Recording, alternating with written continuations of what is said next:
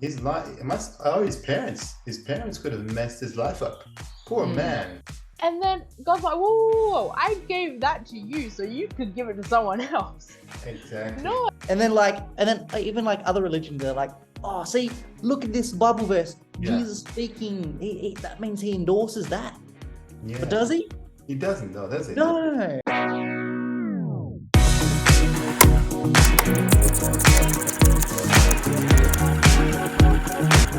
Hello, and welcome back to the Hopeless Podcast. My name is Jason, and I'm your host for today. And we've got Delphia and Joseph joining us again in the hot seat. Hey, guys. Hi, everyone. Hey, welcome. Hello. Today we've got a very interesting topic. It's pretty tough topic. But we're gonna try and tackle this the right way. And I'm gonna get right in there and tell you what the topic is, right? You wait for it. So this topic is called the Billionaire and Lazarus. I like it. Already.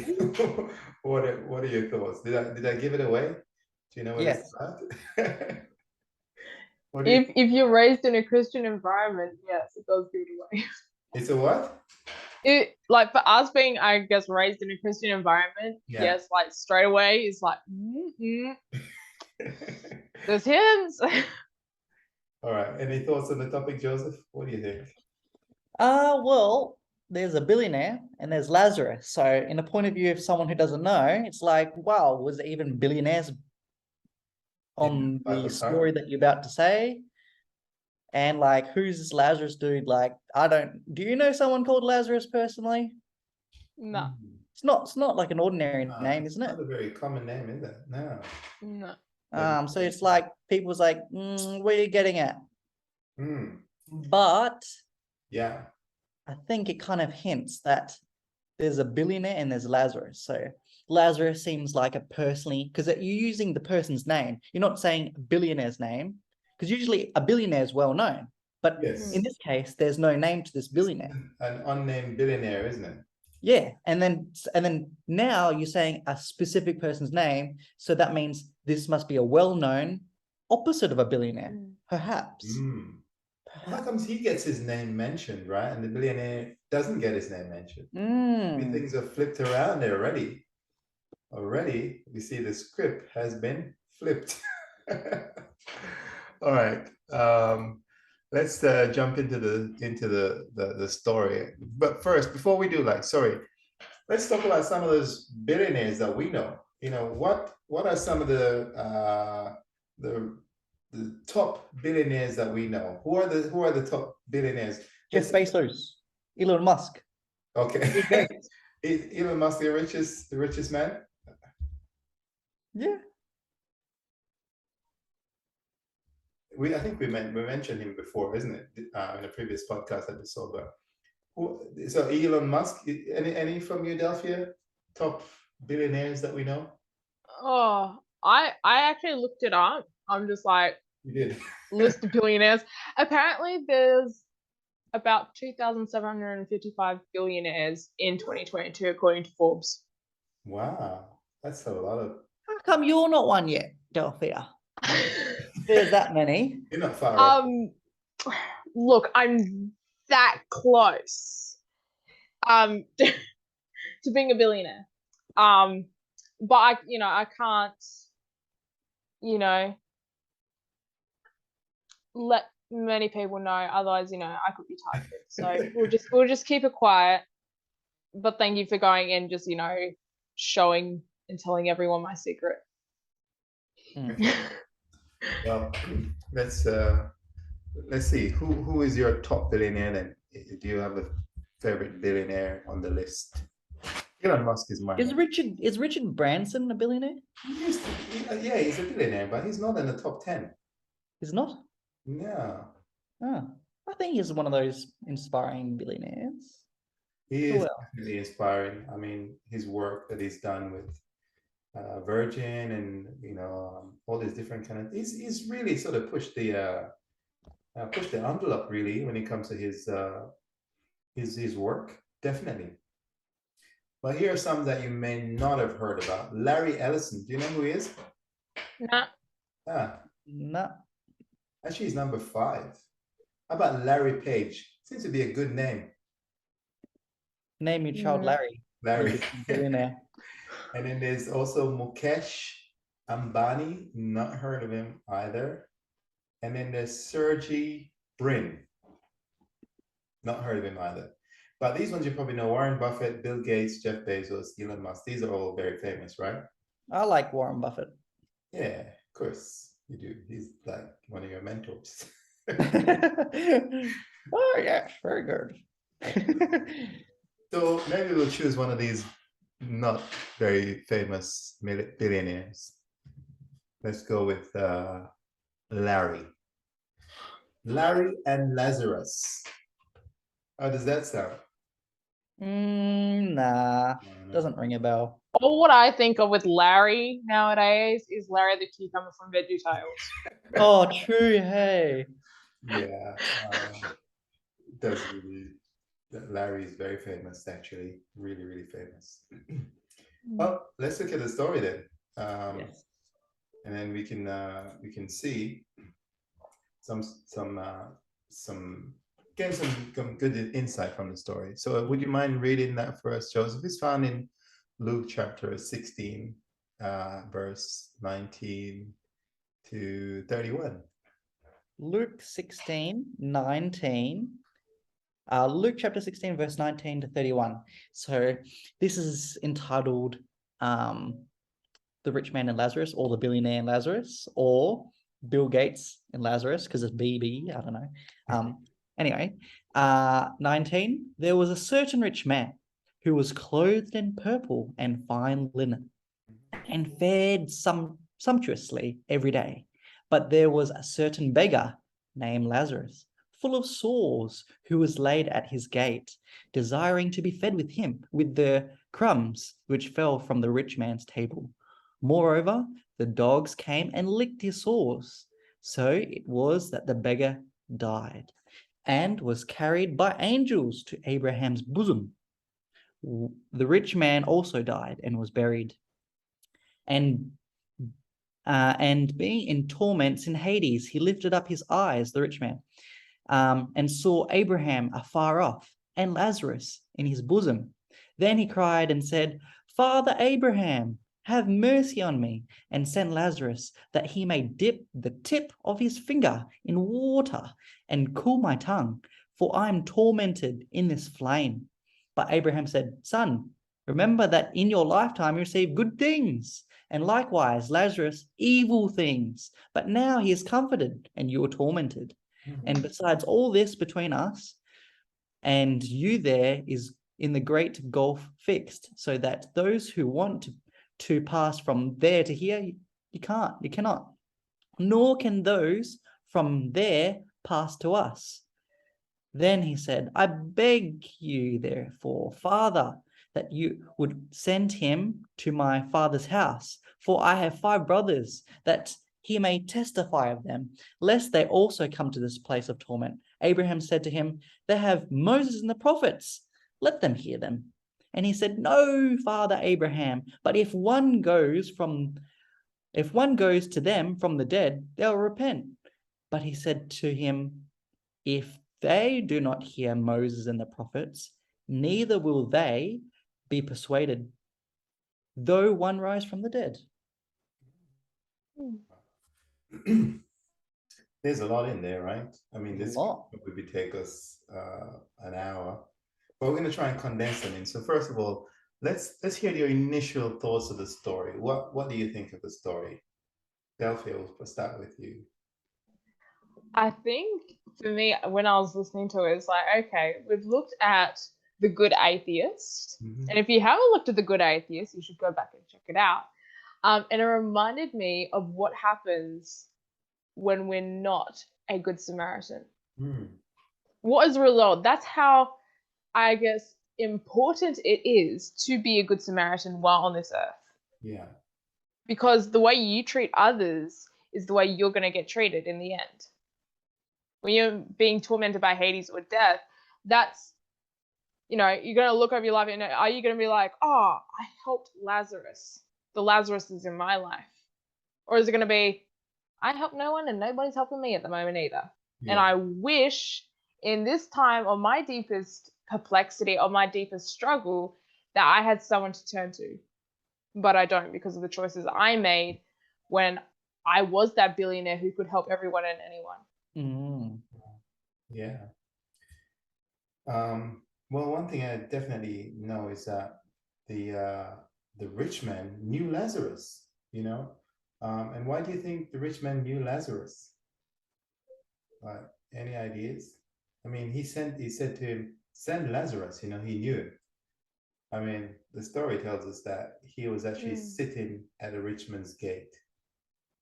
So this poor beggar was there sitting at the rich man's gate. So the rich man would have noticed him, you know, a time or two.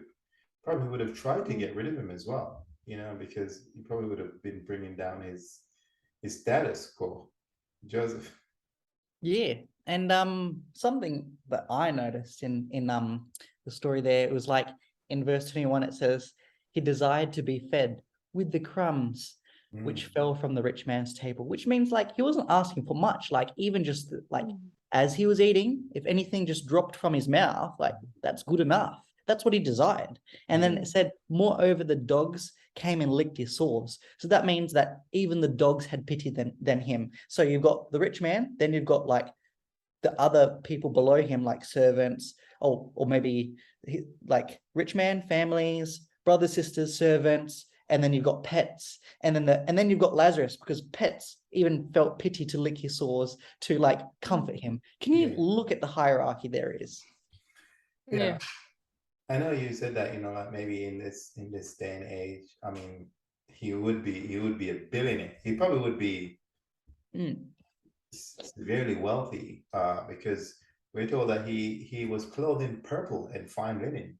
And you know, purple represents sort of royalty, you know, so he'd be considered to be royalty at this stage, this rich man. Another version says he fared sumptuously. In other words, he lived in luxury every day. I mean, what does that mean? You know, what is that like? We always ask ourselves, what is living in luxury like? But when you think about it, right? Sort of jumping ahead here, but do you live in luxury every day, Joseph?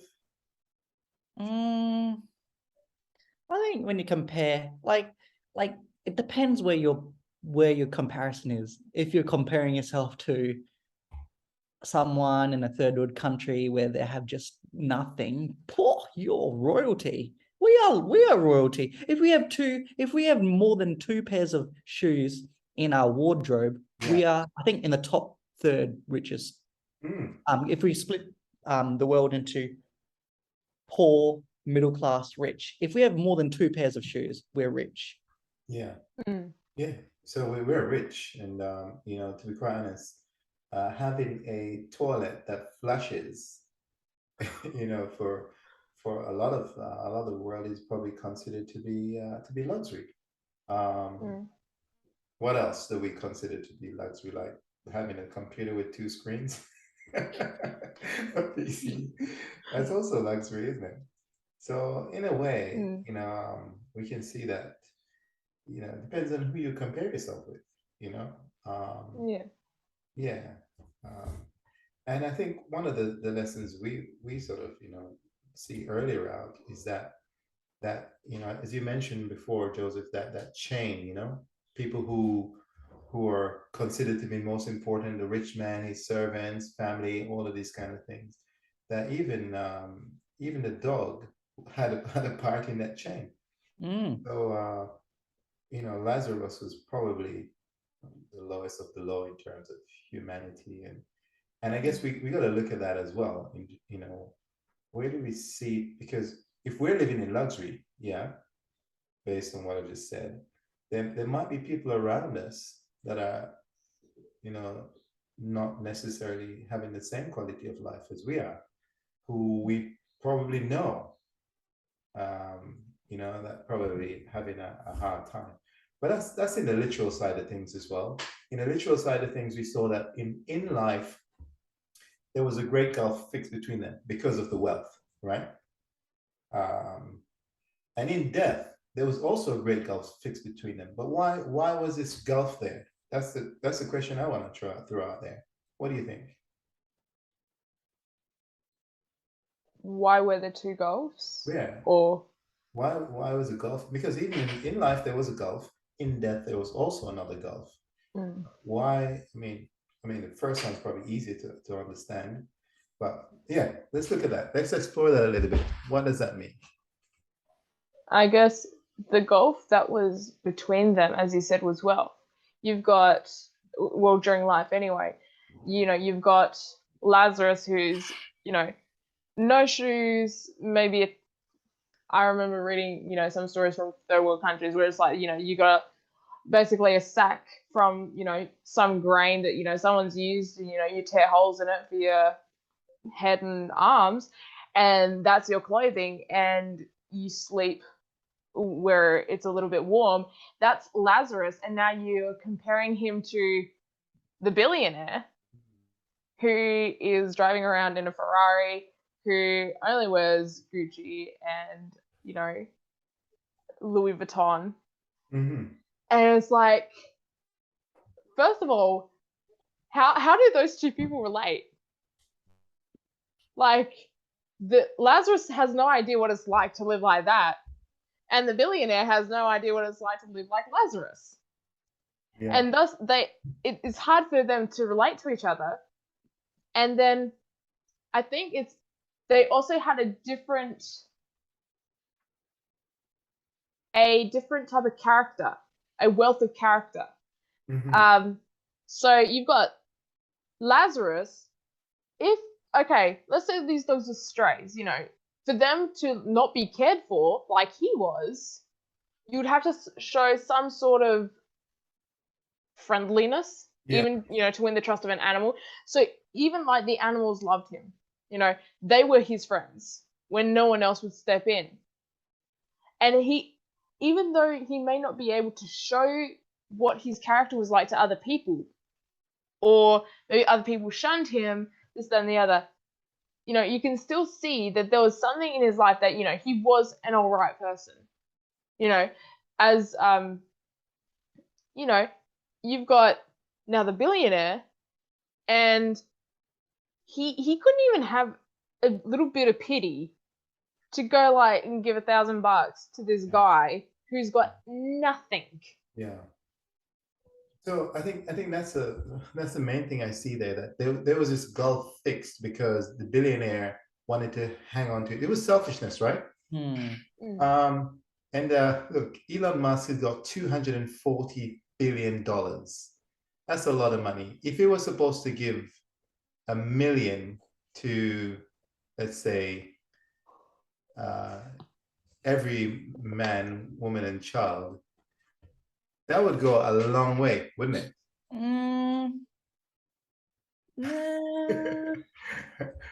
So how many millions are in 240 billion? Do you know?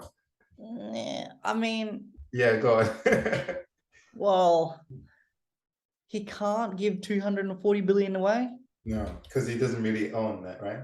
Right, because it's like, that's what the company's worth. And then if he suddenly starts selling off his shares and his ownership of the company, then everyone shares off, and then that will just deliquidize the value of his company, which then wouldn't be worth much. Yeah, but that's the point, right? That's the point. Yeah, because then it wouldn't be worth 200. Like if he suddenly sold even like 1 billion worth, like everyone will start selling off, and then the actual worth of what he owns wouldn't be 240 billion. So I mean, I see a powerful example there of Christ's love, in that he was rich, right? And he decided to become poor for our sakes, right? You mentioned that. So in 1 billion, there is 1,000 million. Millions, yeah. 1,000 million. Yeah. So in 240 billion, there's 240,000 millions. I mean, and he's probably not the richest person here on the planet. There are people that are so rich they're actually not on the rich list. Yeah, I believe that. Institutions. So that was the first gulf. What if these people just decide to share some of their wealth, you know? Because that's what Lazarus was looking for. He was just looking for crumbs. What would be a crumbs for a billionaire? Okay, look, you can have this 100,000. You know what I mean? That's a crumb for Oh, yeah.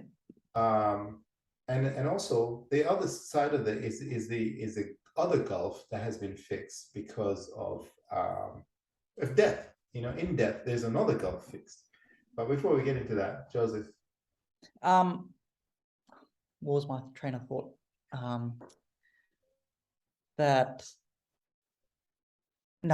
Lost now. You've got a lot of thoughts. So I love it. We'll come back to that. We'll come back to that one. So in death, there's another gulf that is fixed. Now, why is this gulf? Now, the first one was because of selfishness in this life. The second one, why is that second gulf there? Any idea? Any thoughts? So now, Separation from God. Yeah. Now, Jesus is explaining that, look, there's a massive gulf that's fixed between us and them, and we cannot even bridge that gulf. That gulf can only be bridged in this life. Do you know what I mean? Well, yeah. I remembered. Remember that. It's come back to you. Yeah, it's come back to me. Mercy is the word mercy. It's not because of I think the story is a story of mercy. It's like, what did you just say earlier? It's like selfishness and something else. But mercy, that's what I get from this story is mercy. Yeah. And it's like, do you have mercy on your neighbor? Yeah. Wow. So maybe that's what it is. Maybe that's how you bridge bridge that second gulf, because you know the second gulf we don't want to get there. And if you get there, it's about what you do in this life. Delphia. Yeah, you mentioned about how it had to do with his relationship with God. And I was just thinking how, there's the two great commandments, love God, love your fellow man. Yeah. And if you break one of the 10 while keeping everything else, you're breaking all of them. So I'm like, okay, so you've got, he may love God because God has blessed him abundantly. However, he's not loving his fellow men. Does he truly love God then? True. That is no. a really good point. Because if he loved God, he would love Lazarus. Yeah. He doesn't even care enough for Lazarus to even look his way. Wow. And now he's expecting God to love him when God says, no, if you love me, keep my commandments and love your fellow men. Yes. Anyway, and that was just like, now he goes into hell. He's like, God, why aren't you going and looking after me? I kept your commandments. Yeah. So, and then it's like, that's when Abraham reminds him, he's like, hey, what did you do back on earth? Yeah. When you had full opportunity to go and help Lazarus, to love your neighbor as yourself, and you didn't. Well, we're going to expose the truth about that story, about the concept of hell. Joseph, what are your thoughts? Yeah, I was just thinking is for the people who hasn't read the Bible, and then after I just read that Bible verse, they're thinking, oh, so Jesus is talking about what happens in the afterlife. So Abraham is in hell saying, oh, Lazarus, bring some of this, bring me. And Lazarus is like, no, type thing. Yeah. And they're able to communicate straight after they're dead. Yeah. They're just communicating. And then even other religions, they're like, oh, see, look at this Bible verse. Jesus speaking, he that means he endorses that. Yeah. But does he? He doesn't, though, does he? No. So we need to deal with that issue of this, how does this Bible story, it's a parable, right? Yeah, it's a parable. They're like an earthly story with a heavenly meaning, and we want to try and see how we can sort of, break it down, that people don't get the wrong idea about this, the how this story is often misinterpreted. So what are your first thoughts? How can we sort of dispel this myth then, or this, this lie? Well, what is your first thought about the story?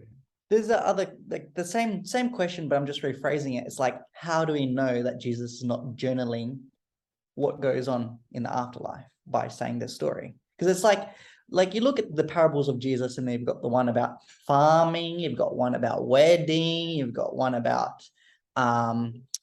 like foods and things like that. And then now you got this random one just like thrown in there. Actually, it's not so random, because when you look at the one before that, right, which is a parable of the unjust steward, these are connected. Are connected. And just to sort of give you like a brief overview of this one with the unjust steward, is that there's a guy who, you know, his boss calls him up and says, look, I'm gonna give you the sack. You're not really doing a great job. And he goes out there and he says, oh man, I'm gonna be fired. You know, I'm too posh to dig. You know, I cannot beg. You know, so what do I do?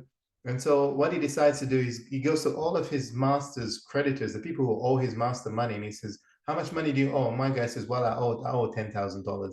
And he says, well, just slash it in half, pay me 5,000, and we'll call you, you know, call it quits. And he calls another one, and he calls all of them together, and he slashes their bill in half. And so he's making friends with these unrighteous people, like stealing his master's money. And at the end of the day, his master commends him for what he's done. You know, that shrewdness, that very practical way of thinking that he did, even though it was unjust. And Jesus actually says, look what this unjust steward has done. You know, he made himself friends of unrighteous mammon. You know, and this is what you should do when you find yourself in straits. Make yourself friends of unrighteous mammon, that when you fall, then you will actually end up to be, you know, in good company. But Jesus wasn't commending him. And he says in verse 8, he says, so the master commended the unjust steward because he had dealt shrewdly. For the sons of this world are more shrewd in their generation than the sons of light. In other words, those who understand the meaning of the truth, they actually don't really do as much with it as where it should be. And so Jesus says, find yourself friends of unrighteous mammon, that when you fail, they may receive you into an everlasting home. But again, you know, when you look at this parable, it doesn't really mean exactly what you think it means. You know what I mean? It's an earthly story, but the meaning behind it is a lot broader. Jesus is not saying that we should go and, you know, just give away a master's goods and all that kind of stuff, and make ourselves friends of unrighteous mammon. If anything, he's saying that, you know, we need to be smart, we need to be wise. Yeah, Joseph. Yeah. I mean, like, there's a couple ways where we can like debunk that Jesus is not talking about Literally. what goes on in the afterlife by a few things. But like, I need to ask, is there any other specific Old Testament references that come to your head that talks about the afterlife? Because back in those days, there was no New Testament. Jesus was the New Testament when it came. So you can't really, like, for the purposes of like an authentic debate, if you're back in those times, saying, okay, where's an Old Testament, something where you can back reference that actually what goes on in the afterlife? Well, in Ecclesiastes, right? Sorry, Delphia, you had your hand up there. No, I didn't. I was You got my verse. That was my verse. That was it. What? Ecclesiastes 3. I mean Ecclesiastes 9. I mean, die, but the dead know it, not anything. Yeah. Ecclesiastes 9, 5-10. Yeah. So even in the afterlife, the dead does not know anything. Yeah, that's right. But for me, the biggest one I see is just like, how wicked would God be, right? If he would allow this rich man to be burning in hell like forever, you know? Notice his plight, right? This is his plight. He says that, can you send Lazarus so he will dip his finger in the water and to cool my tongue, you know, cool my tongue, for I'm tormented in these flames. What kind of God would torment people forever in flames? You know what I mean? What kind of loving God would do that? This is the biggest thing for me. And I think what Jesus was doing, he was using a story that, you know, obviously they threw around this story, and he was saying, oh, look, you know, this is not necessarily the case. And he was using this story to teach a beautiful lesson. Joseph, go ahead. Just to follow up on that exactly, is that there's the second way. So the first way is like we've got Old Testament references to debunk that's not what's happening in the afterlife. And then secondly, you can say that like Jesus, like so basically it's basically figurative and exaggerative language. So Jesus uses like Jesus uses words in their own time. So for example, the angels transported Lazarus to Abraham's bosom. How big do you think Abraham's bosom is going to be? Huge. Massive. Is that even realistic? And like also like everything like this and Abraham's bosom, like how large that's going to be, like it's all figurative and exaggerated. And like you said, like tormented, and it says that he's in a flame, and they use words like Hades. Like what we need to try and get to is like, what is Jesus' point? Like what's he trying to get? Yes, we're going to get to that. We will, but I'm just going to mention that, but we won't. We got to get to what Jesus' point. But why would Jesus make such a massive exaggeration? Why would he tell this story? Because all these parables have a meaning. But Delphia has a really important point. I think she wants to share that. Yeah, I was just going to say that as well, as it may not be hell. It could be, because a lot of people, when death approaches, they know that their time is short. Then they start looking back over their lives. And I guess for someone who may have been like the billionaire or the rich man, whatever you want to call him, he may look over his life and go, I wish that I had done something where I could have. Because now my end's coming. I know I'm not right. And I can't get help. Right. I'm in a position where, that I can't undo the things that I've done in my life. And that is tormenting. Well, to be quite honest, that's a fear. I think we haven't really touched on that. Like, what got him in that position in the first place, this rich man. And I think one of the key things is like he lived a life that was self-centered, a life full of greed. You would agree with that? I agree. Yeah. And that's what got him in that position. So I want to ask an important question that, are you greedy? This is one question people ask me. Are you greedy? I can see greed everywhere, but am I greedy? Can I see greed in myself? Do you know what I mean? Joseph. Yeah. I wasn't going to go off. No, you don't have to address that question. But okay. Yeah, make your point. Well, basically, I was just thinking like the word, like, I just want to quickly just take apart this misconception of like the word, because Jesus used the word torment in that Bible verse, and Jesus doesn't mean that's what's going to happen. So Jesus doesn't endorse that or this common misconception. He's just talking in like the common people's language, so it's easy to understand, because during those times, like the Greek and the Romans, they understood Hades. They understand, that's why there's the word Hades in there. So he's really talking about like eternal destruction, not eternal like torment. And death is not like a place, but actually like an event. And like that's like the thing that I wanted to emphasize. And also Hades means like a place of the dead. It's not like this underworld and blah blah blah that now people have twisted and thought of these stories and things like that. It's just like Jesus doesn't like sanction this view of Hades, but he just uses it so people can understand that. That makes sense. Yeah, and I think we need to have a clear understanding of what hell is, to be quite honest. And often people think that, when you die, you go to hell, but this is actually not true, and hell isn't that fiery place that burns forever.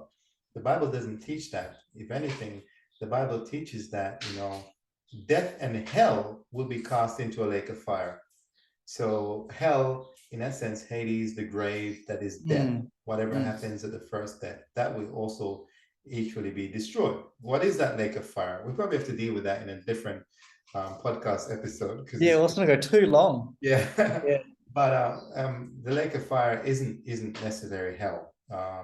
And so when you look at the grave, right, this is where people go after they experience the first death. So the first death is you have no existence. It is like it's considered to be asleep, right? Jesus talked about the other Lazarus, right? Not this Lazarus that we're talking about, the other Lazarus that was resurrected. Jesus said that this was asleep. And so Lazarus was sleeping, and those who actually experienced that first death is asleep. The problem is that when you wake from the sleep, and Jesus wakes you up from the sleep, then you have to face the consequences of the life that you've lived here. is it a life that is selfish, a bit like the billionaire? No matter how poor you consider yourself to be, when you compare it to Jeff Bezos or Elon Musk, you have to give an account for what you've done with what you've got, right? Have you looked after yourself? Have you fared sumptuously by just looking after yourself? Or have you used that to break up, the self-centeredness of the human heart? The human heart is genuinely very selfish. What we do with that is we need to get rid of that problem. This is a problem of the human heart. And I think this is what Jesus is trying to address in this story. And how does he do this? I mean, look, the story itself is very illustrative, but what was his point that he was trying to make in this part of the story? Let's look at this, what Jesus is trying to tell people. What are your thoughts on that, Delphia? Oh, thoughts on what Jesus was trying to tell What was people? he trying to get out of this massive story? That's just It was probably my first point. When the life is not lived as a good Samaritan. And what I mentioned before with if you love God, or if you say you love God, you've also got to show that, like, by loving others. Yeah. Because you can say, I love God, I love God, I love God, but because you can't, like, I know it's hard to show your love to God in like things how we normally show love to each other. We'll buy someone a gift, we'll go and do something for them. We may help a Lazarus out in the street, and that is showing love. Yeah. And by doing that, that is also showing God, hey, look, I hear what you're saying. I think that's great, and because I love you, I'm going to do it. So I'm going and helping out other people, and it's that balance. I think you do it because you love God, and because God loves others, you love others as well. Yeah. And it's that where Christ is trying to explain to us what, and as well as do unto others as what you want done to yourself. Yeah. When you approach death, do you want to go and look back over your life and be tormented by it, or do you want to be in peace? Yeah. Resting in Abraham's bosom, as is spoken there figuratively. Mm-hmm. What do you want to have? Yes. And that's a really good point. And I've got a couple more here that just going to add to that, because I think that's really sort of summed it up really nicely. The parable is ultimately about what we want, right? Do we want our lives to be a shining example of us on our journey to success? Do we want to reign in our own personal hell that we've created for us? Is it all about us? Or do we want to live in paradise with God? Do we want to give our lives so that it can be used for others? And this is what Jesus did. He says, I came to not to be ministered unto, but to minister to people, to live a life that is a ransom for others. Do you want to, the way we treat others shows us the direction that we take. So if we decide, as you said, Delphia, not to be a good Samaritan, we can actually show others that, this is the direction we want to build our own personal hell. The rich man, he refused to repent. And that's simply because he didn't think he was doing anything wrong. His life was a life which is perfect. He had everything. And so that means that the blessings of God would have been on him. He didn't think there was anything wrong with what he was doing, gaining all these riches, the way that he was living. He thought nothing wrong with walking past that poor beggar day after day, or driving past this poor beggar in his limousine day after day. So he didn't find anything to repent from. I'm sure you got a lot more to add there, Joseph. Go ahead. Just to go off your blessing thing that you just said there, is like I think it's like, I don't know if it's like a misconception. I think it is, like, especially during the time, you've got this healthy, wealthy Jew. And it's like their definition is like, oh, okay, so there's a rich man, and if you're rich, that means you're blessed by God because you're a healthy, wealthy Jew. Yeah. And it's kind of like the prosperity gospel, How does it go again? Prosperity gospel. Yeah. You sow a seed, or wait, there's a lot. Yeah, like basically you'll become if you follow God, you'll be healthy, wealthy, and wise. Something like that. Yeah. Something like that. And it's like kind of the same thing. It's like a healthy, wealthy Jew. And it's like you're either under the curses of God or you're under the favor of God. And then like it's interesting because Jesus takes like expectations in society and norms and views of like that time and completely reverses it. Yeah. So you think like this healthy, wealthy Jew is going to go to heaven and he's in favor of God because he has so much goodness and mercy and blessing upon him. And look at this person lying at the gate. He should deserve what he gets because, of course, he's not in favor of God. Yeah, he's obviously not following the right way. What has he done? You know, his life, his parents could have messed his life up. Poor man, you know. They didn't see that as their responsibility to do something to stop the suffering of this poor man. He's suffering because he's obviously done something against God. He needs to repent. You see that? The script there again is flipped. Delphia. Yeah, I was just going to say that it is only by, like, God blesses us so we can bless others. Yeah.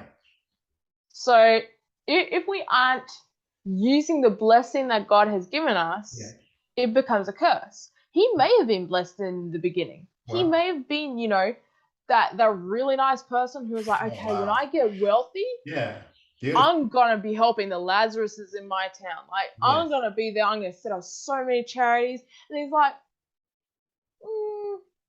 no, I kind of like, you know, having all my expensive stuff and living in luxury every single day. Maybe I can get better luxury. And then God's like, whoa, I gave that to you so you could give it to someone else. Exactly. Not so that you could go and put it in, like, your possessions and in your pocket and, you know, have, you know, gold in, like, your gold pocket, which, you know, and you just, like, have gold everywhere. He's like, I did not give it to you for that. Yes. But now you've turned what I had as a blessing into a curse on yourself. And now the little, maybe, you know, Lazarus, maybe he was cursed of God, just like the wealthy man may have been blessed by God. Maybe he was cursed, but then afterward he realized, hey, God's put me in this position for a reason. Yes. With the little bit I have, how can I go and serve God and please him? And then God could have turned that into a blessing. Like, hey, with the little you have, you're blessing others. Yeah, absolutely. And I think that's a very important point. And to be quite honest, it's one that I've considered myself. And Jonathan Archer writes a really great book, Help, I'm Too Blessed. You know, it's a beautiful book. And it shows him trapped inside a house full of things. And he's trying to get out. And Jesus is knocking at the heart door. But because of all his blessing, he cannot get to the door to open it. And this is the issue with the rich man here, is that he's used the blessing as a stumbling block. And when you look at that, we're just wrapping up now, but when you look at this final part of the story, and Jesus says the rich man now begs him he says, and he said, I beg you therefore, Father, that you would send him to my father's house, for I have 5 brothers, that he may testify to them, lest they also come into this place of torment. And Abraham said, they have Moses and the prophets. Let them hear them. So here Jesus is really expounding to us what the whole story was about. He says, they have Moses and the prophets. And then he says to him, and he said, no, Father Abraham, but if one goes to them from the dead, they will repent. Jesus is here pointing to himself and going, well, you know, Jesus is going to die, and Jesus is going to show them the resurrection power. But he's also saying to them that Moses and the prophet is the way for them to actually learn how to bridge that gulf. Because that gulf is not one that is literal, it is one that is spiritual. It's a spiritual issue. We see that it's an issue with the heart. Greed is an issue of the heart. And the only way to bridge that gap of gulf is to listen to Moses and the prophets. So as Joseph was saying, this is the Bible. This was the Bible back in those days, you know, and Jesus was saying, go and listen to what the words that I've given to you. This is what's going to help you to bridge that gap. And they're saying, well, no, they won't listen to the words of Moses and the prophets. But really, if one comes back from the dead, and Jesus says, He says, if they do not hear Moses and the prophets, neither will they be persuaded, though one rise from the dead. Jesus is saying, even if I die and give my life for them, they will not listen. They will not see that if they don't listen to Moses and the prophets. And so that's a beautiful, powerful statement there, because he is lifting up the word. He is lifting up the Bible as something that is able to bridge that gap. What are your thoughts on that? I'll go with Delphia first. We're wrapping up now. Yeah, I was just gonna say that how you were saying, if they don't believe Moses, even if someone was raised from the dead, they still wouldn't believe it. And it's like, okay, well, what did Moses share? As you find that it's the same power. There's just as much power that was demonstrated with Moses as there was if someone was raised from the dead. He was preserved his whole life, and plus he wrote Genesis. Yeah. Okay, so he's got that story. He's got his own story. He's got the parting of the Red Sea. Yeah. Okay, they're like, okay, read that. You should be able to have faith enough to believe that. Like this is what you guys believe in. There should be no problem. You guys should be able to believe that. Because guess what? If that power today does the same thing, what's the difference if it's now or back then? I still did it. Okay, I'm the author of it. Get them to read what's already happened. Because, like, why? It's like, don't be presumptuous on God that, oh, he has to show me to believe. He showed you. He showed you over and over again. Especially with the Jews, like how they knew, and which was being said, you guys know your Bibles back then, which was, the 5 books of Moses. He's like, you guys know that. And that there's power in that, but you guys aren't seeing that. Yeah. And even if it happened now, it would eventually wear off again. Yeah, true. Guys, we're running out of time. Joseph, can you make your point and then probably your final thoughts as well? Okay. Yeah. I was gonna say, let me give this before my final thoughts, but I'll do this and then my final thoughts. Okay, yes, please. Okay, so basically, I just wanted to say was like, what is the point Jesus was getting at? He's putting all this figurative, exaggerative language. It's not exactly the same as all the bunch of parables that he was saying, and others of the Bible. And then like the point that I got from it, and it's like, it kind of relates to the Beatitudes found in Matthew 5:3-12. And then there's just 3 key verses in the Beatitudes that like, whoo, look at this. It kind of reflects the story, which is verse 6. Blessed are they which do hunger and thirst after righteousness, for they shall be filled. Blessed are the merciful, for they shall obtain mercy. Did the rich man, he wanted mercy after he was in it. And then blessed are the pure of heart, for they shall see God. Yes. Look at Lazarus. He was already in Abraham's bosom. He already saw God. So there's many, many similarities that you can bring to that. And then also in my final thoughts, in wrapping up, I just want to say, how blessed are we? We not only have the Old Testament, which is what they had at their time, but we have the New Testament too. Yeah. So for those waiting for a sign, I'm just waiting for a miracle. Like I have like many atheist friends, and it's like, oh, if Jesus came and saw me today, yeah, I'll believe. If he stood right in front of me, I'll believe in him. But it's not that type of belief. Like, don't wait for a sign, don't wait for a miracle. Like for those like youth that are like wanting to find inspiration or something like that, look at the end of this story. There was the family of the rich man says, look, I have 5 brothers. If they came back from the dead, and then the response was, oh, look at Moses and the prophets. You know what? We have Moses, we have the prophets, and more than that, we've got Jesus's words like written and read. And you just need to have faith and stand strong. So that's my final thoughts.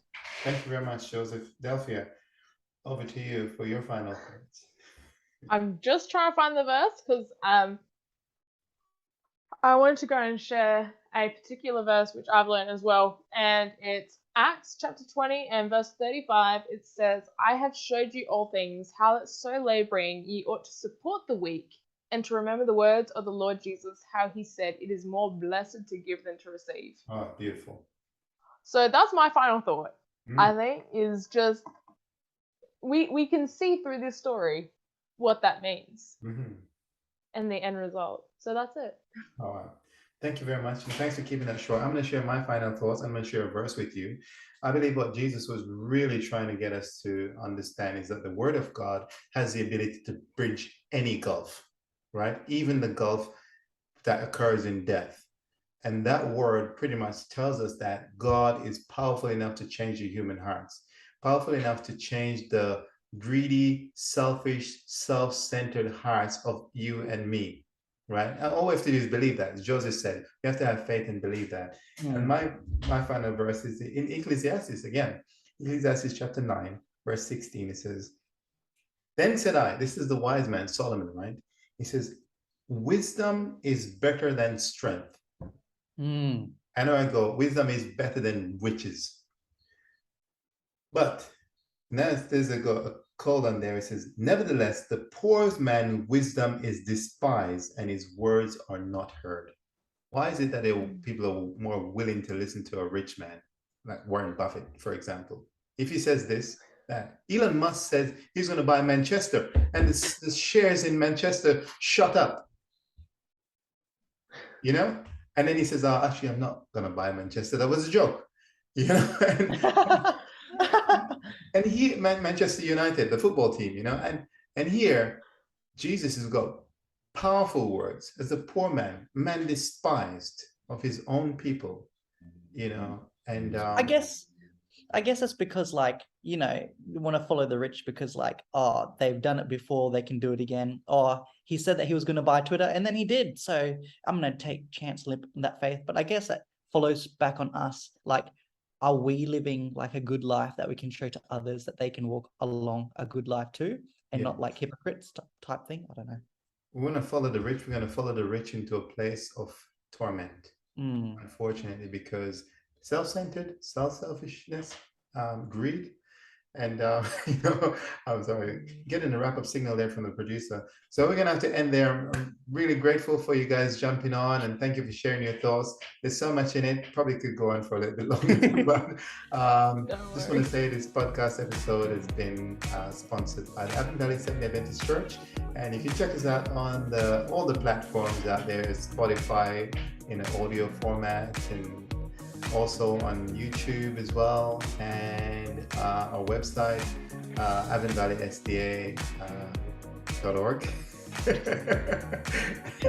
And we've also got a Instagram page as well. If you're on Instagram, you can visit us. On Facebook, you can visit us, and interact with us. We love interaction. We love your thoughts.